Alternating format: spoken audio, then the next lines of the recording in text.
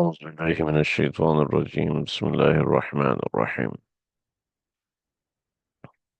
أولم يروا أنا نأتي الأرض ننقصها من أطرافها والله يحكم لا معقب لحكمه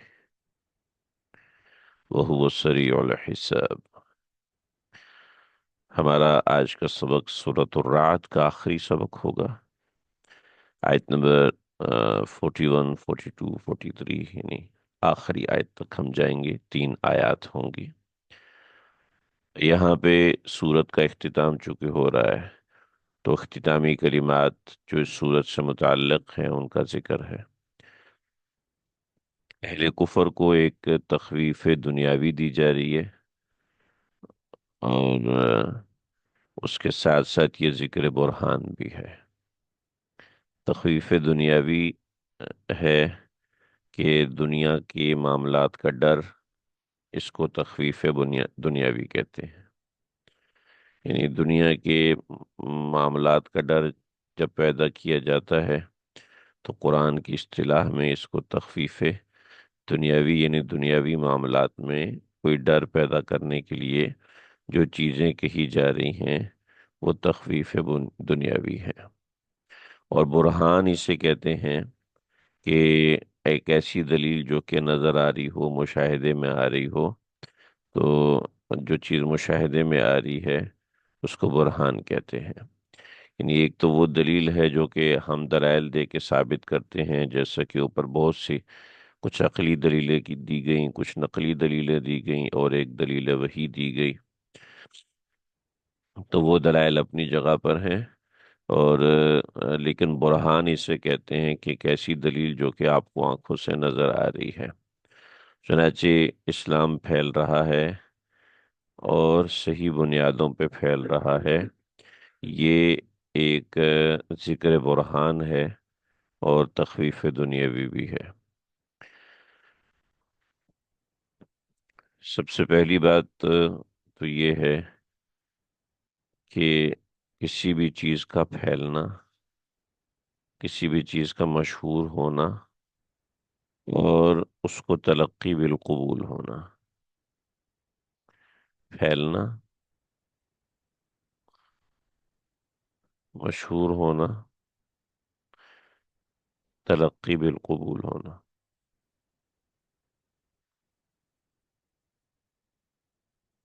عمومی اعتبار سے یہ قبولیت، یہ سچ ہونے کی علامت ہوتی ہے، حالانکہ ایسا ہونا غلط ہے۔ کسی کا پھیل جانا، کسی بات کا پھیل جانا، ٹھیک ہے، کوئی خبر مشہور ہو گئی تو آپ مشہور ہونے کی بنیاد پر یہ نہیں کہہ سکتے کہ یہ خبر سچی ہے۔ پیپسی دنیا کا سب سے مشہور ترین مشروب ہے، لہذا مشہور ہونے کی بنیاد پر یہ کہنا کہ یہ سب سے اچھا مشروب ہے، یہ نہیں ہو سکتا۔ ہاں، ایپیڈیمک، بالکل صحیح آپ کہہ رہے ہیں۔ تیسرا، لوگوں کا ایک بات کو قبول کر لینا، اس کو کہتے ہیں تلقی بالقبول۔ لوگ کسی بات کو ایکسپٹ کر رہے ہیں، قبول کر رہے ہیں، اس کی تائید کر رہے ہیں، یہ اس کے حق ہونے کی دلیل نہیں ہے۔ ٹھیک ہے نا؟ یہ تینوں باتیں سمجھ میں آ گئی۔ عام طور پر لوگ اسی کو سچ سمجھ رہے ہوتے ہیں اور اسی کو درست سمجھ رہے ہوتے ہیں۔ جو چیز جس کی مارکیٹنگ ہو جاتی ہے اور مارکیٹنگ کے بعد اس کو ایکسیپٹیبلٹی مل جاتی ہے، ایکسیپٹیبلٹی مل جاتی ہے، تو اس کا مطلب ہے کہ وہ اچھی چیز ہے۔ ٹھیک ہے، وہ اچھی چیز ہے، ایسا ہونا درست نہیں ہے، ایسا ہونا ضروری نہیں ہے۔ بات سمجھ میں آ گئی؟ پھر یہاں پر اللہ رب العزت جو فرما رہے ہیں یہ کیا ہے، اس کو ذرا سمجھ لیجئے۔ یہ اصول اپنی جگہ بالکل مسلم ہے کہ کوئی چیز تلقی بالقبول ہو جائے ٹھیک ہے، کوئی چیز مشہور ہو جائے، کوئی چیز پھیل جائے، تو یہ اس کے سچ اور حق ہونے کی دلیل نہیں ہے۔ ٹھیک ہے، تو اولم یرو انا نأتی الارض ننقصها من اطرافها۔ اب اللہ رب العزت ایسی بات ارشاد فرما رہے ہیں کہ جس کے اوپر اس نوعیت کا سوال ہو سکتا ہے۔ سوال میں نے آپ حضرات کے سامنے ذکر کیا۔ اولم یرو، ترجمہ سمجھیے۔ اولم یرو، کیا یہ لوگ نہیں دیکھتے کہ انا نأتی الارض، کہ ہم نأتی آ رہے ہیں، میں لفظی ترجمہ کر رہا ہوں، الارض زمین پر، ننقصها اس کو گھٹا رہے ہیں، من اطرافها اس کے اطراف سے، کونوں سے، ٹھیک ہے، اس کے کناروں سے۔ کنارے کو طرف کہتے ہیں۔ اقم الصلاة طرفي النهار وزلفا من الليل۔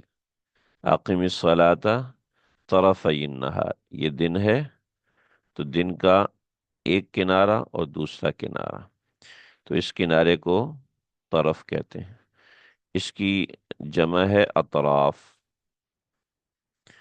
یعنی زمین کے کونوں سے ہم زمین کو گھٹا رہے ہیں۔ تو اولم یرو، کیا یہ لوگ نہیں دیکھتے کہ انا نأتی الارض، کیا یہ لوگ نہیں دیکھتے کہ انا نأتی الارض، کہ ہم آ رہے ہیں زمین پر، ننقصها گھٹا رہے ہیں اس کو ہم، من اطرافها اس کے کناروں سے۔ تو یہ لفظی ترجمہ ہے، کر اس لیے دیا تاکہ بعد میں جب آپ لفظی ترجمہ کرنے کی کوشش کریں گے تو آپ کو کنفیوژن ہوگی۔ اب اس کا با محاورہ ترجمہ دیکھیے۔ کیا اولم یرو، ایک منٹ رکیے،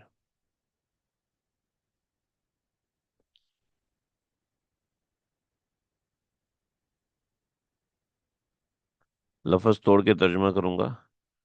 اولم یرو، کیا یہ لوگ نہیں دیکھتے، اولم یرو، کیا یہ لوگ نہیں دیکھتے، انا نأتی الارض، انا نأتی الارض۔ جب آپ اس طرح ترجمہ کریں گے تو یہ ترجمہ پورا نہیں بنے گا لفظی اعتبار سے، کہ انا نأتی الارض، کہ ہم زمین میں آ رہے ہیں، یوں ترجمہ کریں گے تو ترجمہ نہیں بنے گا۔ انا نأتی الارض ننقصها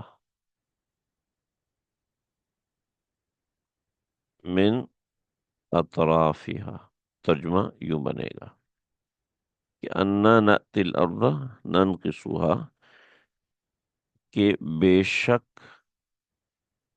ہم زمین کو اس کے کناروں سے گھٹاتے چلے آ رہے ہیں۔ تو نقطی کا لفظ آپ کو سمجھ میں آ گیا محاورے کے اندر آ کر، اور ننقصها من اطرافها کا لفظ سمجھ میں آ گیا، تو ترجمہ اس طریقے سے بنے گا، یعنی کیا یہ لوگ نہیں دیکھتے کہ بے شک ہم زمین کو اس کے کناروں سے گھٹاتے چلے آ رہے ہیں۔ ترجمہ سمجھ میں آ گیا؟ اس کا مطلب کیا ہے، پھر اس پہ اعتراض کیا ہے، اس پہ سوال جواب کیا ہے، اس کو ذرا سمجھتے ہیں۔ تو ہماری بنیاد کیا ہے، وہ میں نے اسلام پھیل رہا ہے اور صحیح بنیادوں پر جو میں نے لکھا، یہ ترجمہ آپ کو واضح ہو گیا کہ لفظی ترجمہ کیا ہے اور با محاورہ ترجمہ کیا ہے۔ ٹھیک ہے، قرآن چونکہ لغت عرب میں نازل ہوا ہے اور عرب کا جغرافیہ اس وقت کا وہ وہاں سامنے ہے، اور وہاں کا عرف بھی اس کے سامنے ہے۔ آپ میں سے کوئی مجھے بتائے، اللہ نہ کرے ایسا ہوا ہو کسی کے ساتھ، لیکن آپ میں سے کوئی مجھے بتائے ذرا کہ آپ میں سے کوئی ایسا بندہ ہے جو ڈپریشن کا مریض رہا ہو؟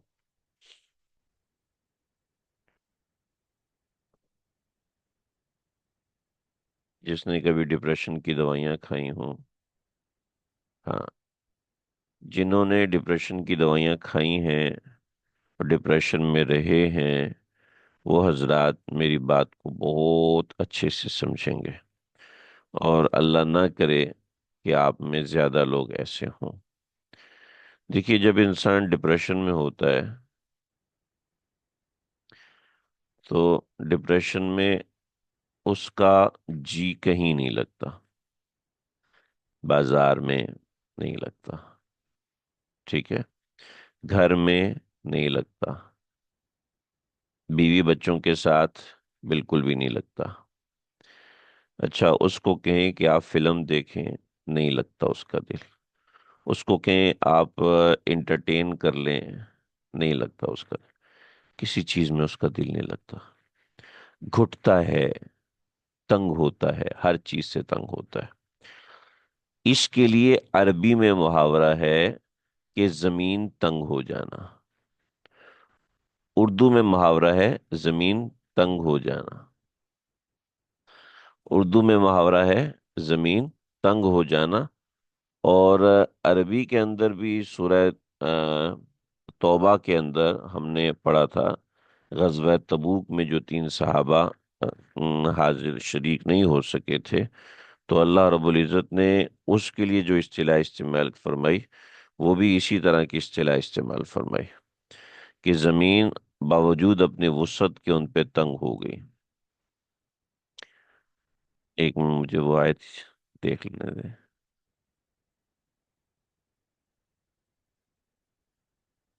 کسی کے ذہن میں وہ آیت ہو تو مجھے بتائیں۔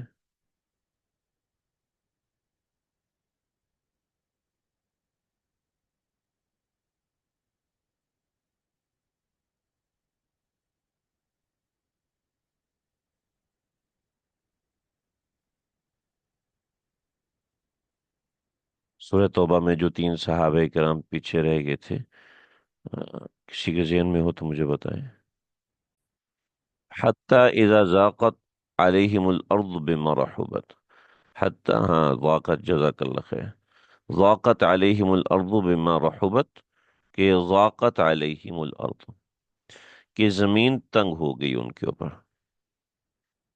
ٹھیک ہے، زمین تنگ ہو گئی تو ننقصها من اطرافها میں بھی ضاقت علیہم الارض بما رحبت، زمین اپنی وسعت کے باوجود ان پہ تنگ ہوتی جا رہی ہے۔ تو یہ اس کا بامحاورہ ترجمہ ہے، یعنی یہ اس کا معنی ہے۔ بامحاورہ ترجمہ ہم نے کر دیا، یہ اس کا معنی ہے کہ یہ نہیں دیکھتے کہ زمین اپنی وسعتوں کے باوجود ان کے اوپر تنگ ہو گئی ہے۔ اولم یرو انا ناتی الارض ننقصها من اطرافها، کہ ان کے دوست یار کم ہوتے جا رہے ہیں، ان کے دوست کم ہوتے جا رہے ہیں، ان کی تعداد کم ہوتی جا رہی ہے، ان کے تائید کرنے والے کم ہوتے جا رہے ہیں، یہ سب چیز۔ تو کیا یہ ثبوت ان کے لیے کافی نہیں ہے کہ ان کے دوست، ان کے ساتھی کم ہوتے جا رہے ہیں؟ تو ان کو سمجھنا چاہیے کہ اسلام برحق مذہب ہے، برحق مذہب ہے، جس کی وجہ سے وہ پھیل بھی رہا ہے، جس کی وجہ سے وہ مشہور بھی ہو رہا ہے، اور جس کی وجہ سے اس کو تلقی بالقبول بھی حاصل ہے، اور زمین ان اہل کفر کے اوپر تنگ ہوتی جا رہی ہے۔ ٹھیک ہے جی، بات سمجھ میں آ گئی؟ اس آیت میں یہ بات کہی جا رہی ہے۔ اب پورا سوال کیجئے۔ اب آپ اب آپ میں نے جو آپ کے سامنے یہ تین باتیں رکھی تھیں، کسی چیز کا پھیل جانا، یعنی ہر کونے کونے میں وہ چیز استعمال ہونے لگے، مشہور ہو جائے، تلقی بالقبول حاصل ہو جائے، اب وہ حق بات ہونے کی دلیل نہیں ہے۔ اللہ رب العزت پھر یہ دلیل کیوں استعمال فرما رہے ہیں؟ پھر اس بات کو بطور برہان کیوں ذکر کر رہے ہیں؟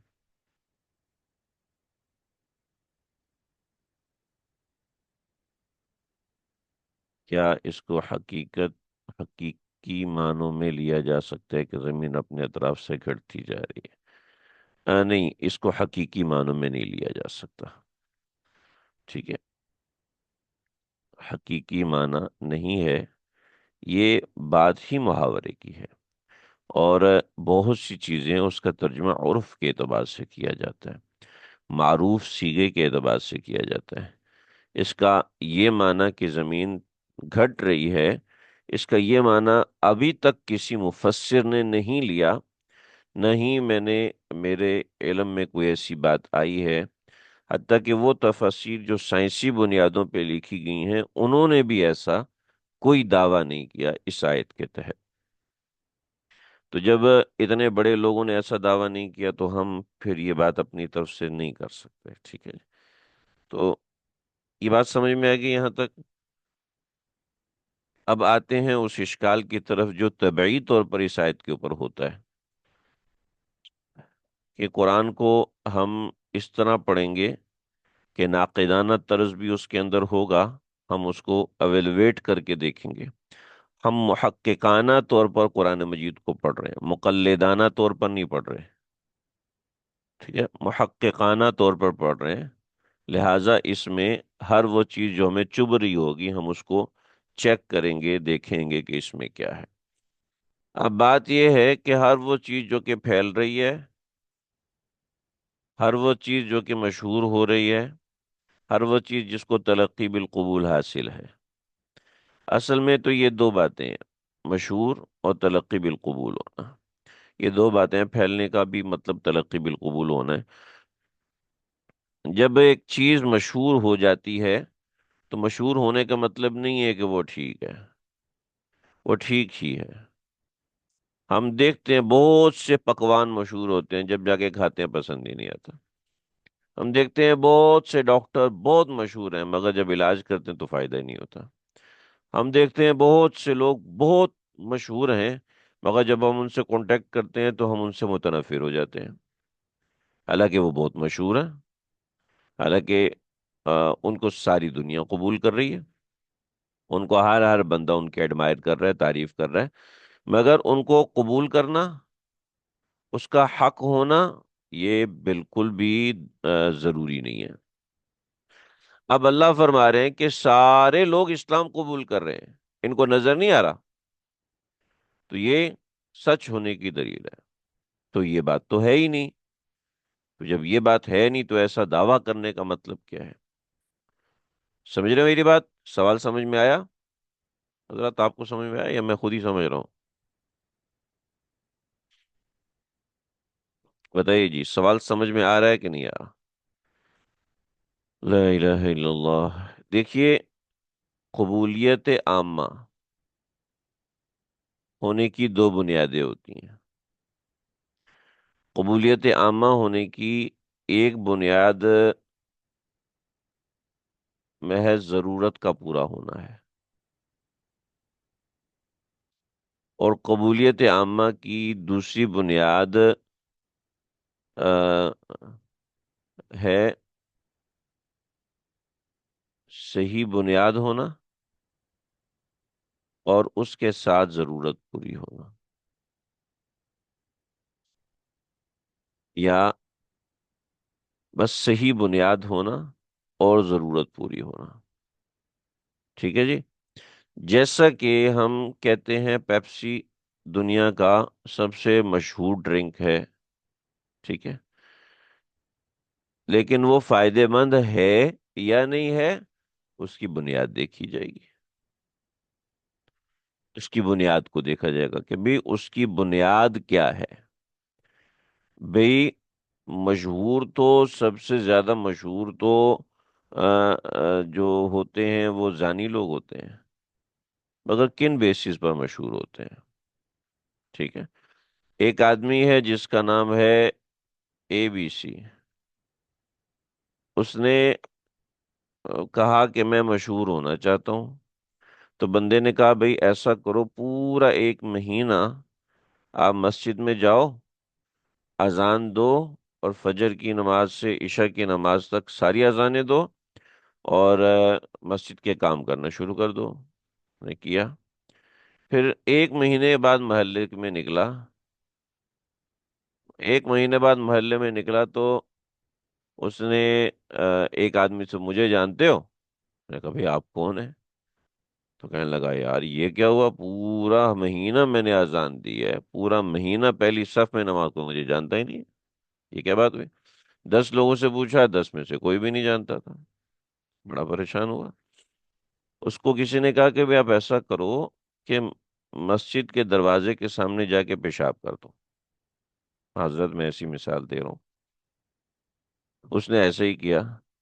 اگلے دن وہ محلے میں گیا، پوچھا مجھے جانتے ہو؟ کہ ہاں تم وہی ہو نا جس نے یہ حرکت کی ہے؟ کہتے ہاں ہاں ہاں ہاں، مشہور ہو گیا۔ تو محض مشہور ہونا یہ کافی نہیں ہے، مشہور ہونے کی جو بیسز ہوتی ہیں، لوگوں نے اس کو قبول کر لیا کہ یہ ایک آدمی ہے، لوگوں نے قبول کر لیا کہ یہ ایک اہم آدمی ہے، لوگوں نے قبول کر لیا کہ یہ اتنی یہ حرکت کرنے والا کوئی نیچ آدمی ہے۔ اب نیچ آدمی ہے، اب پیپسی مشہور ہے مگر آن آن دا ورڈ بیسس، جو بیسس ہے اس بیسس کو دیکھا جائے گا۔ تلقی بالقبول ہونا اگر بیسس کے ساتھ ہے تو ٹھیک ہے، اگر بیسس کے ساتھ نہیں ہے تو دنیا کا سب سے مشہور گیم، دنیا کا جو سب سے مشہور گیم ہے وہ ہے فٹ بال، ٹھیک ہے؟ مشہور گیم ہے فٹ بال، سارے لوگ اس کو قبول کرتے ہیں، مگر آن وچ بیسس؟ انٹرٹینمنٹ بیسس، انٹرٹین کی بنیاد پر مشہور گیم ہے۔ بزنس مین سے پوچھو تو وہ کہے گا انویسٹمنٹ بیسس، انویسٹمنٹ کی بیس پر ہے۔ اور جو دوسرے لوگ ہیں ان سے پوچھو، وہ کچھ اور جواب دیں گے۔ مجھے تو یہ دو چیزیں پتہ ہے۔ تو انٹرٹین کے حساب سے ہاں، تیسرا ہے کھلاڑی کہیں گا پلئنگ بیسس، کیریئر بیسس، وہ کہے گا میں نے فٹ بال کھیل کے مشہور بنوں گا اور پھر اپنا کیریئر اس پہ بلڈ اپ کروں گا۔ کس بیس پہ ایک بات مشہور ہے اس کو دیکھا جائے گا۔ اسلام کس بیس پر اس کو ترقی بالقبول حاصل تھا، وہ بات واضح ہے۔ وہ ان تمام بیسس پر ہے جو تمہاری بیسس کو رد کرتا ہے، ٹھیک ہے؟ وہ ان تمام بنیادوں پر ہے جو آپ کی بنیادوں کو توڑ کے رکھ دیتا ہے۔ تو ہر طرف سے آپ کی بنیادوں کو توڑا جا رہا ہے، تو اس کا معنی واضح ہوا کہ آپ کی بنیادیں ہی کچی ہیں، آپ کی بنیادیں ہی بیکار ہیں۔ اس کی بہت ساری مثالیں ہو سکتی ہیں، آپ حضرات سمجھ سکتے ہیں، میں مزید تفصیل نہیں کروں گا۔ تو اولم یرو انا نأتی الارض ننقصها من اطرافها، ٹھیک ہے جی؟ محض کسی چیز کا مشہور ہونا، تلقی بالقبول ہونا، قبولیت عامہ ہونا، یہ اس بات کی علامت نہیں ہوتی کہ وہ حق ہے یا نہیں، اس کی بیسس کو دیکھا جاتا ہے۔ ہاں، انٹرٹین کی بیسس کے اعتبار سے فٹ بال بہت اچھی چیز ہے، انویسٹمنٹ کی بیسس کے اعتبار سے فٹ بال بہت اچھی چیز ہے، میں حرام حلال حلال کی بات نہیں کر رہا، دنیاوی پرسپیکٹو سے بات کر رہا ہوں۔ کھیلنے کے بیسس کے اعتبار سے فٹ بال ایک بہترین چیز ہے۔ اچھا، یہ ضروری نہیں ہے کہ فٹ بال ہی مشہور ہو، میں ایک عام بات کر رہا ہوں۔ کیریئر بلڈنگ کے حساب سے دیکھا جائے تو فٹ بال ایک اچھا کیریئر بلڈر ہے۔ تو تو یہ ہر بیسس، ہر چیز کی بیسس ہوتی ہے۔ چنانچہ اسلام نے جو بیسس رکھی ہیں وہ انہوں نے تمہاری بنیادوں کو توڑ کے رکھ دیا ہے۔ چنانچہ اسلام نے جب آپ کی بنیادیں توڑ کے رکھ دیں تو آپ کو خود سمجھنا چاہیے کہ ہم کن بیسس پہ چل رہے ہیں، کون سی بیسس جو ہے وہ ہمیں اپیل کرتی ہیں، وہ سب چیزیں۔ واللہ یحکم لا معقب لحکمہ، واللہ یحکم، اور اللہ رب العزت فیصلہ فرماتے ہیں، اللہ رب العزت حکم دیتے ہیں، لا معقب لحکمہ، اور اس کے حکم کو کوئی ٹالنے والا نہیں، ٹھیک ہے؟ اس کو، اس کے حکم کو کوئی ٹالنے والا نہیں ہے۔ یہ سب اللہ کے حکم سے ہو رہا ہے، اور اللہ کے حکم کو کوئی ٹالنے والا نہیں ہے۔ وَهُوَ السَّرِيعُ الحساب، اور وہ جلد حساب لے گا، اے اہل کفر وہ جلد حساب لے گا۔ بعض حضرات نے اس آیت کے بارے میں کچھ باتیں ارشاد فرمائی ہیں، میں وہ باتیں آپ حضرات کے سامنے بحوالہ تفسیر کے ماجدی کے حوالے سے آپ حضرات کے سامنے رکھنا چاہتا ہوں، کیونکہ اس آیت مبارکہ کے حوالے سے کچھ لوگوں نے کہا کہ یہ آیت مکی ہے، مدنی ہے، مکی نہیں ہے۔ اور یہ اور اس سے اگلی آیت کے حوالے سے کچھ اختلاف رہا۔ چنانچہ یعنی یہ مغرور اور سرکش اتنی موٹی بات بھی نہیں دیکھتے کہ ہم برابر ہر جنگ میں کچھ نہ کچھ ملک اور حصہ زمین کا اپنے ہاتھ سے نکال کر اہل ایمان کے قبضے میں دیے جاتے ہیں، جیسے حضرت خالد ابن ولید جیسا انسان اسلام قبول کر گیا، پھر اور دیگر اس طرح کے لوگ اسلام قبول کر گئے۔ آ، عذاب دنیاوی یہ اگر نہیں ہے تو اور کیا ہے؟ یہ عذاب دنیاوی ہے نا، ان کو عذاب دیا جا رہا ہے، عذاب مل رہا ہے۔ ایک ایسا انسان جو بظاہر تمام تر تائیدی اسباب سے محروم اور معزہ ہے، معزہ تھا، یعنی نبی علیہ الصلوۃ والسلام کے پاس کسی بھی قسم کی کوئی تائید نہیں تھی، نہ آپ ایک مشہور انسان تھے، نہ آپ ایک شاعر تھے، نہ آپ ایسے تھے کہ ہر مسئلے میں عرب آپ سے رجوع کرتا، نہ آپ کسی سردار کی اولاد تھے۔ ہر قسم کی تائید آپ اس سے محروم تھے، لیکن آپ کا رفتہ رفتہ اتنا غالب آ جانا تائید غیبی کا نتیجہ نہیں ہے تو اور کیا ہے؟ بڑی میری خواہش ہے، میں تقریباً پچھلے 1 سال سے اس کے اوپر کام کر رہا ہوں، مگر میں صرف ابھی تک صرف 40-45 پیجز بنا سکا سیرت کے حوالے سے، کیونکہ ایک پیج بناتا ہوں تو پھر اس میں اتنی ساری چیزیں آ جاتی ہیں، وہ مطالعہ کر کر کر کر کے وہ اتنا لمبا ہو جاتا ہے، پھر اس کو انٹر کیسے کرنا ہے، وہ بڑا لمبا ایک لینتھی کام ہو جاتا ہے۔ اور جب آپ اہتمام کرتے ہیں نا تو پھر وہ کام نہیں ہوتا، جب آپ کہتے ہیں چل گھوڑے چل تو پھر وہ کام ہونا شروع ہو جاتا ہے۔ دعا ہے کہ میں سیرت کے اوپر جیسے ہم قرآن پہ کام کر رہے ہیں، اس طرح نبی علیہ الصلوۃ والسلام کی حیات طیبہ کے اوپر ہم اس طرح کام کریں اور باقاعدہ ترتیب سے کام کریں۔ آپ حضرات دعا کیجیے۔ تو یہ صورت مکی ہے، ہو سکتا ہے کہ خاص یہ آیت مدنی ہو۔ مکی صورتوں کے اندر ملی جلی مدنی آیتوں کی مثالیں قرآن میں کثرت مل جاتی ہیں، لیکن آیت اگر مکی ہی ہو جب بھی اشکال وارد نہیں ہوتا۔ اسلام پھیل تو برابر رہا تھا، اور مسلمانوں کی آبادی مغلوبیت اور مظلومیت کے باوجود بڑھتی چلی جا رہی تھی۔ حیات طیبہ کو کھول کے دیکھیں، نبی علیہ الصلوۃ والسلام کی حیات طیبہ وہ ایسی ہے کہ اس کے اندر اس نوعیت کی چیزیں بکثرت پائی جا رہی ہیں۔ اللہ رب العزت نے نبی علیہ الصلوۃ والسلام کو یہ چیزیں دکھائی، اور اہل کفر کو یہ چیزیں دکھائیں کہ آپ دیکھ لو کہ ساری تائیدات تمہاری ہیں، مگر نبی علیہ الصلوۃ والسلام کا اثر اور حلقہ رسوخ وہ آپ صلی اللہ علیہ وسلم کی طرف بڑھتا جا رہا ہے۔ اللہ یحکم لا معقب لحکمہ، اللہ حکم دیتا ہے، اور ولا معقب لحکمہ، کوئی اس کے حکم کو پیچھے نہیں ڈال سکتا۔ اس سے بعض حضرات نے لکھا کہ اس سے فتوحات غیبیہ کا اشارہ ہے کہ آپ صلی اللہ علیہ وسلم کے بعد یہ او نتوفینک کے اندر بھی یہ مضمون ہے کہ اللہ رب العزت مسلمانوں کو اور بھی فتوحات دیں گے۔ لا الہ الا اللہ نستغفر اللہ۔ جی انشاءاللہ آپ لوگوں کا حصہ ہے، ماشاءاللہ، اللہ تعالیٰ آپ لوگوں کو خوش رکھے۔ محض حاضر ہو جانا، جڑ جانا، کیونکہ پہلے ہم نے تو 2-3 لوگوں سے شروع کیا تھا یہ سبق، ماشاءاللہ اب تو پھر بھی ہمارا ماشاءاللہ کافی سارے ساتھی ہیں۔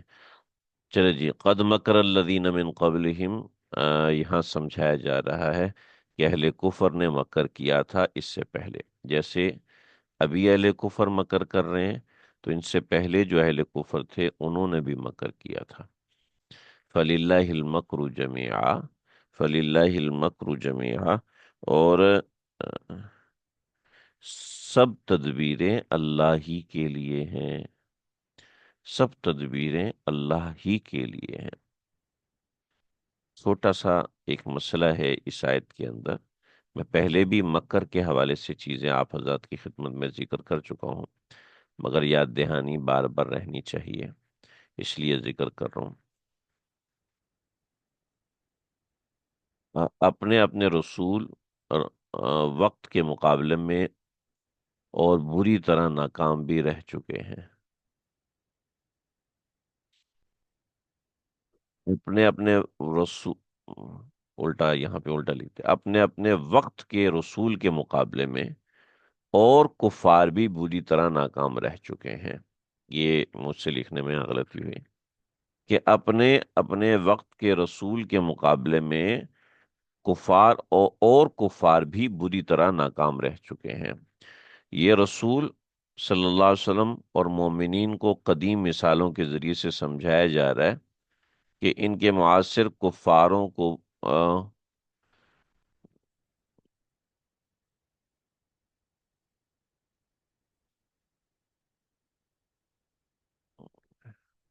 کہ ان کے معاصر کافروں کو بھی ناکامی یقینی ہے، ان معاصر کافروں کی ناکامی بھی یقینی ہے۔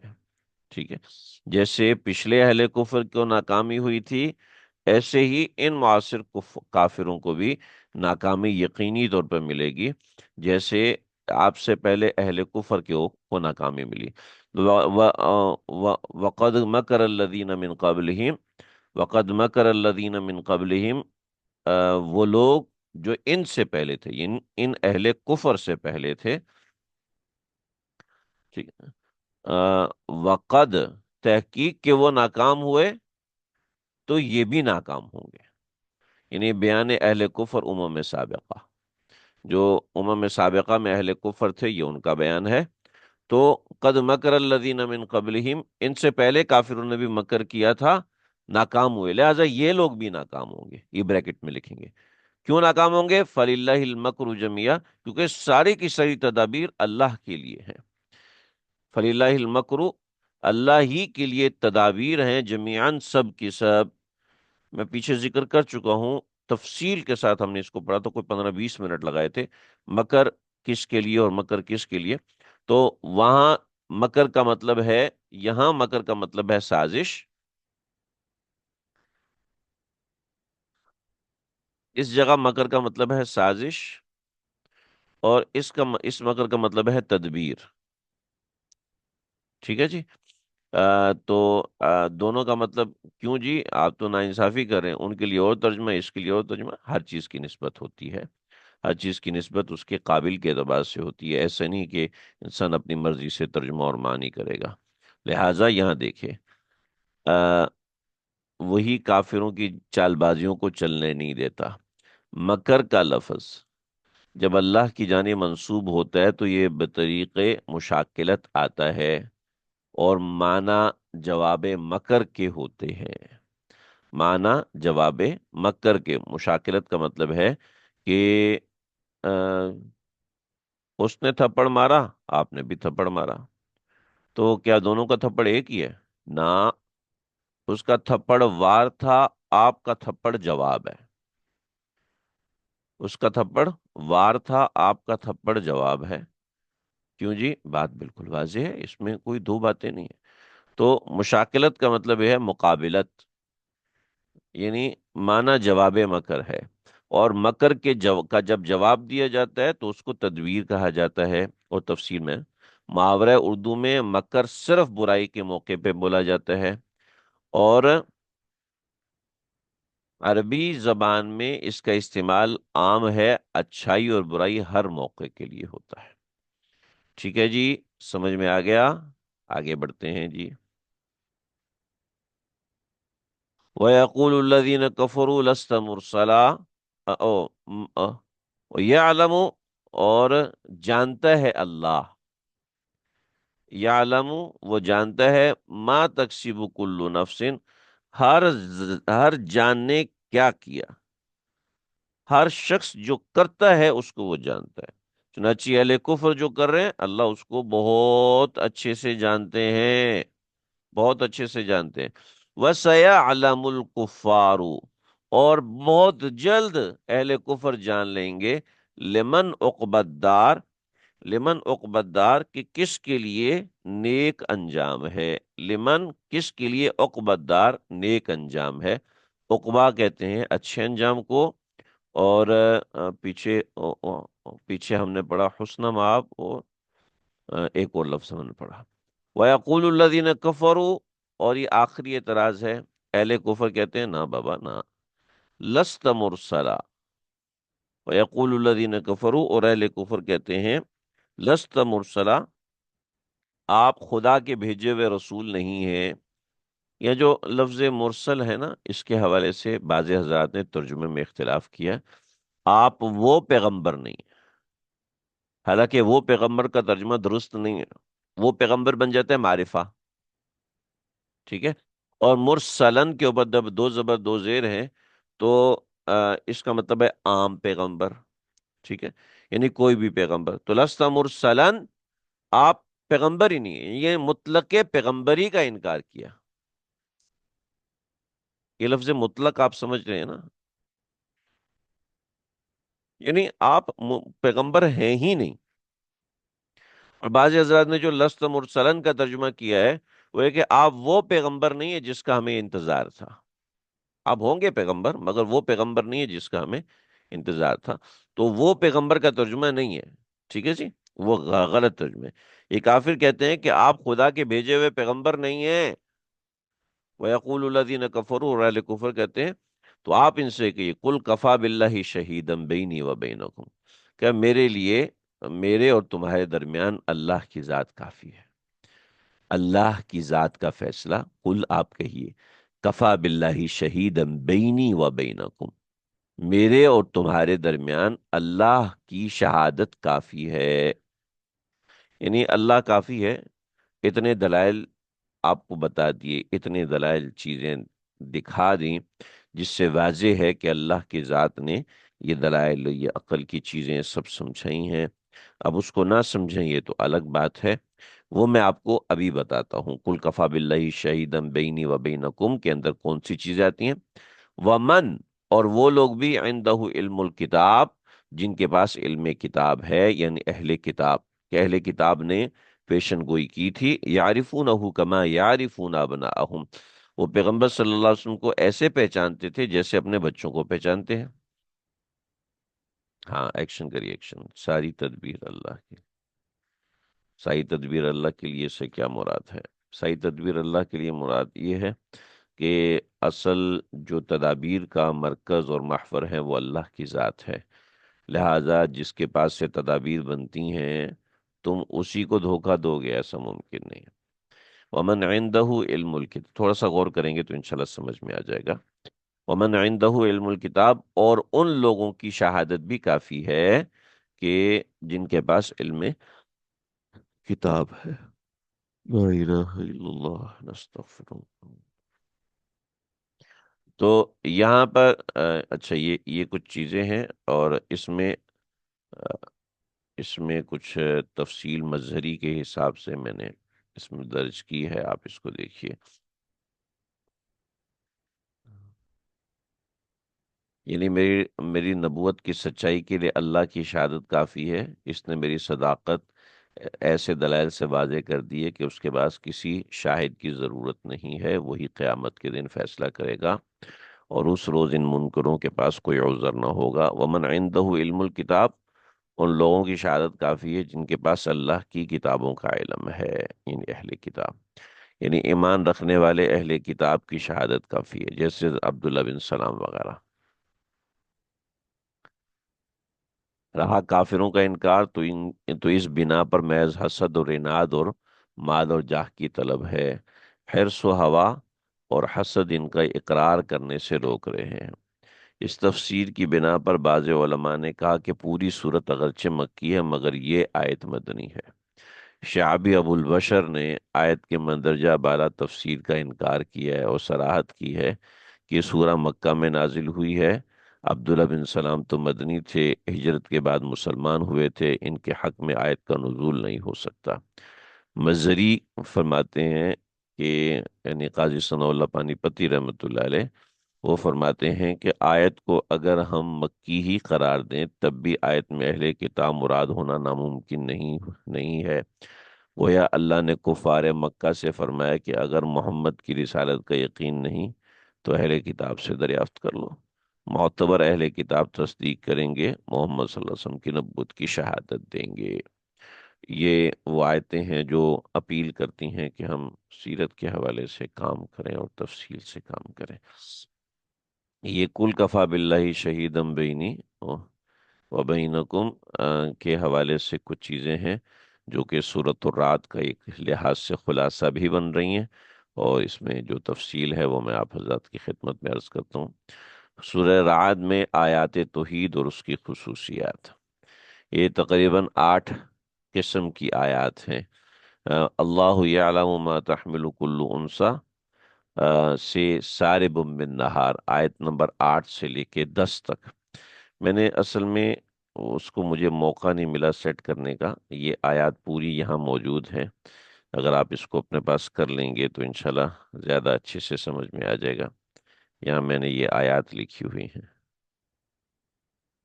تو میں ابھی پورا اس کو سیٹ نہیں کر سکا، اس کو وہاں پر لگا نہیں سکا۔ اللہ یعلم ما تحمل کل انثی وما تغیض الارحام وما تزداد کل شیء وکل شیء عنده بمقدار۔ یہ آیت ہے، آیت نمبر 9، عالم الغیب والشہادۃ الکبیر المتعال سواء منکم من اسر القول، یہ آیت نمبر 10 ہے۔ تو یہ آیات ہیں۔ دوسرا یسبح الرعد بحمدہ، آیت نمبر 13، لہو دعوت الحق سے وما دعاء الکافرین الا فی ضلال، یہ تیسرا مقام ہے۔ پھر آگے آیت سجدہ ہے۔ پھر 5 نمبر آیت نمبر 16 ہے، قل من رب السماوات والارض سے لے کے وہو الواحد القہار۔ اور چھٹا اللہ یبسط الرزق لمن یشاء ویقدر، آیت نمبر 26، قل انما امرت سے الیہ مآب تک، وما کان لرسول یہ لیا جلن کتاب، آیت نمبر 38 جو ہم نے کل پڑھی ہے۔ تو یہ 8 دلائل ہیں اور کچھ دیگر چیزیں ہیں جو اس صورت کے اندر ہے۔ تو الحمدللہ ہماری یہ سورہ آج الحمدللہ مکمل ہوئی، اور اللہ سے دعا ہے اللہ رب العزت ہمیں ہمارے حق میں اس کو قبول فرمائے۔ آپ حضرات اس صورت کا اپنے حساب سے خلاصہ بنائیے، اور خلاصہ بنا کے اپنی بیاز میں اس کو حل کرنے کی کوشش کریں، انشاءاللہ اس سے بڑا فائدہ ہوگا اور چیز سمجھ میں آئے گی۔ انشاءاللہ پیر کو ہم آگے اپنا سبق شروع کریں گے، اور میں کچھ چیزیں انشاءاللہ دیگر گروپوں میں چلاؤں گا تاکہ ہمارے کچھ ساتھی جو پڑھنا چاہتے ہیں وہ مزید بھی اس میں شامل ہو جائیں۔ تو یہ ہماری سورۃ الرعد آیت نمبر 43 تک مکمل ہو گیا الحمدللہ۔ قرآن مجید پڑھنا، سننا، سیکھنا، یہ وہ کام ہے جو کہ نبی علیہ الصلوۃ والسلام نے فرمایا خیرکم من تعلم القرآن، تم میں بہترین وہ ہے کہ جو قرآن سیکھے اور قرآن سکھائے۔ یعنی نبی علیہ الصلوۃ والسلام نے کسی پیر کو، فقیر کو، ولی کو، بزرگ کو، اللہ والے کو اوپر نہیں رکھا، بلکہ اس شخص کو اوپر رکھا کہ جو قرآن سیکھے سکھائے۔ پڑھنا، پڑھانا، تلاوت کرنا ایک الگ فضیلت کی بات ہے، مگر قرآن مجید سیکھنا جو ہم الحمدللہ سیکھ رہے ہیں، پڑھنا سیکھیں، ترجمہ سیکھیں، معنی سیکھیں، تو یہ ایک بڑی فائدے کی چیز ہے۔